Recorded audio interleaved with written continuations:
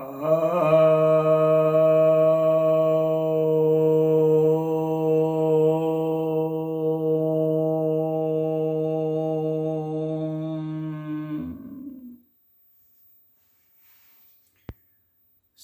भक्तजनों को सप्रेम नमन। तो आज आपकी जिज्ञासा का समाधान लेकर आया हूँ। एक जिज्ञासा तिलोत्तमा के ऊपर है और उसके संदेश के ऊपर है।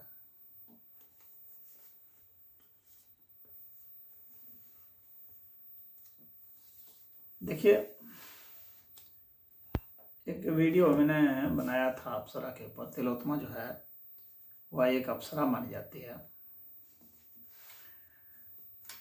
अप्सरा मतलब हो गया कि जो विद्युत नुमा है और जिसका प्रवाह बहुत है, जो कि वह विद्युत जो तरलता से चलती हो।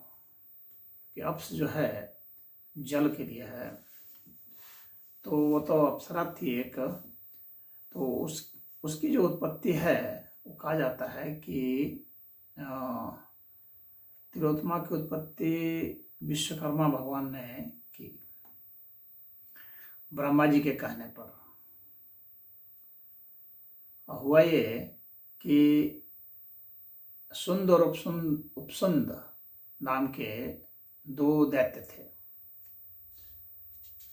तो सुंद और उपसुंद जो थे वे दोनों भाई थे और उन दोनों का बहुत ही आपस में लगाव था। ये हिरण्यकशिपु के ही वंश के माने जाते हैं।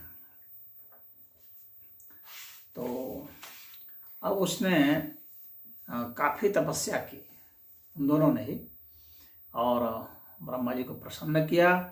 और ब्रह्मा जी से कहा कि हमें कोई भी नहीं हरा पाए, आपस में ही यदि हम लड़ें तो एक दूसरे को हरा सकते हैं, मार सकते हैं, हम लोग के अलावा कोई नहीं। तो ब्रह्मा जी ने उन्हें वरदान दे दिया और फिर जो है उन दोनों ने चढ़ाई कर दी और सभी राक्षसों को, मनुष्यों को, देवताओं को, यक्षों को, किन्नरों को, नागों को, सबको जीत लिया उसने, उन दोनों ने। वे दोनों बहुत ही आपस में दूसरे से प्रेम करते थे, एक ही थाली में खाते थे, एक ही बेड पर सोते थे, एक ही सिंहासन पर बैठते थे और सब कुछ उनका एक ही साथ चलता था। आमोद प्रमोद सब कुछ एक ही साथ चलता था। तो अब उनको मारने के लिए जब सारे देवता त्रस्त हो गए, नहीं मार पाए, तो मारने के लिए ब्रह्मा जी के यहाँ गए, कहे कि आप ही कोई उपाय निकालिए कैसे उनको खत्म किया जाए। तो ब्रह्मा जी ने विश्वकर्मा जी को कहा कि ऐसा है कि एक आप अप्सरा का निर्माण कीजिए, उत्पन्न कीजिए। तो विश्वकर्मा जी ने उनका निर्माण किया, उनकी रचना की। तो वो काफ़ी अपूर्व सुंदरी थी। तो कहा जाता है कि हर रत्न का जो अंश है, एक एक तिल लिया गया, यानी एक एक अंश लिया गया, अंश मतलब तिल लिया गया। तो तिल तिल सबका लिया गया, सारे रत्नों का तिल तिल लेकर के एक उत्तम प्रकार की रचना हुई, इसलिए उसका नाम हो गया तिलोत्तमा। इसलिए नाम हो गया तिलोत्तमा, तिल तिल करके दिया गया हर रत्न का, और उससे एक उत्तम रचना हुई तिलोत्तमा। वो अपूर्व सुंदरी थी। और जब ये दोनों राक्षस, सॉरी दैत्य, राक्षस नहीं दैत्य थे, तो ये जो दैत्य हैं ये जब जहाँ पर आमोद प्रमोद कर रहे थे, और चूंकि इन्होंने सबको हरा दिया था, अब इनके सामने कोई था ही नहीं, तो किससे लड़ते। तो ये फिर आमोद प्रमोद में डूब गए कि तो पूरे नशे में धुत रहते थे। जब कोई कार्य नहीं होता, नशे में धुत रहता है। और तामसी प्रवृत्ति थी, राशि प्रवृत्ति थी ही।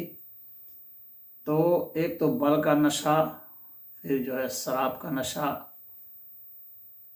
फिर जो है आमोद प्रमोद कर रहे थे उसका नशा, और जब इन लोगों ने, और धन का नशा, ऐश्वर्य का नशा, पद का नशा, सब नशा इनके पास आ गया, और वरदान का भी नशा था कि हमें तो कोई मार ही नहीं सकता, तो उस नशे में जब इन्होंने तिलोत्तमा को देखा तो ये और नशीले हो गए, और फिर इन्होंने उसे पाने की कोशिश की। तो एक भाई ने एक हाथ पकड़ा, दूसरे भाई ने दूसरा हाथ पकड़ा, अब वो इधर खींचे, वो उधर खींचे। तो तिलोत्तमा ने कहा कि भाई तुम लोग आपस में फैसला कर लो, जो जीतेगा मैं उसके साथ हूँ, मैं उसी का वर्ण करूंगी। तब दोनों लड़ने लगे, लड़ते लड़ते एक दूसरे को मार के खत्म कर दिया। तो तिलोत्तमा की तो यह कहानी है। और उसके बाद जो है ब्रह्मा जी ने तिलोत्तमा से प्रसन्न होकर के उसे वरदान दिया कि तुम सभी जगह उपस्थित रहोगी और तुम्हें कोई भी पूरी आंख से नहीं देख पाएगा, यानी तुम्हारे में इतना तेज होगा कि तुम्हें कोई पूरी आंख से नहीं देख सकेगा, यानी उसकी आंख शुद्धि आ जाएगी, इतनी तेजस्विनी होगी। तो अब सवाल उठता है उसके संदेश के विषय में कि संदेश क्या है।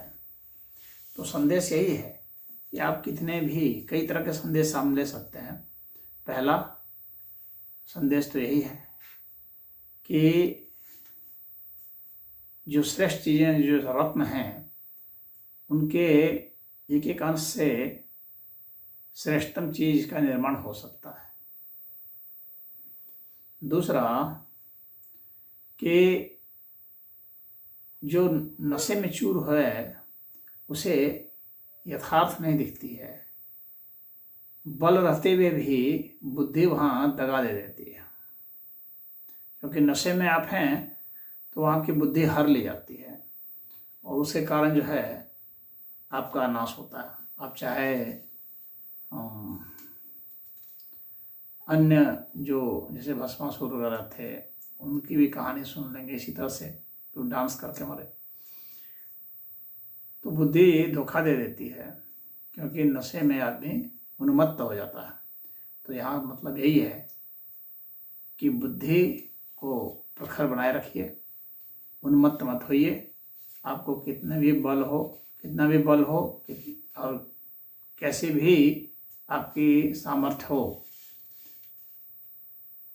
कितने भी बुद्धिमान हो, कितने भी धनवान हो, कितने भी जनवान हो, कितने भी आपके आदमी हो, अगर बुद्धि ने आपको चकमा दिया तो फिर आपका विनाश हो जाएगा। और उसके बाद फिर जो है आपकी बड़ी से बड़ी तपस्या भी सुंदर स्त्री भंग कर सकती है, यानी काम वासना भंग कर सकती है। यहाँ पर कहने का मतलब यही है। तो आपने दुनिया जीत ली लेकिन काम वासना को नहीं जीता तो फिर आप का विनाश या क्षय निश्चित है और परम उपलब्धि को नहीं प्राप्त हो सकेंगे। तो इसी मायावी दुनिया में, क्योंकि उन लोगों ने 3 लोगों को जीता था, जबकि जो ज्ञानी पुरुष होते हैं, जो मोक्ष को प्राप्त होते हैं, उन्हें 7 लोगों को जीतना पड़ता है।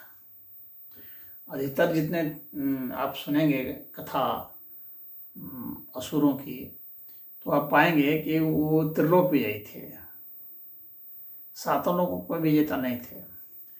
जबकि जो निर्वाण को प्राप्त होते हैं वो 7 लोगों को जीतते हैं।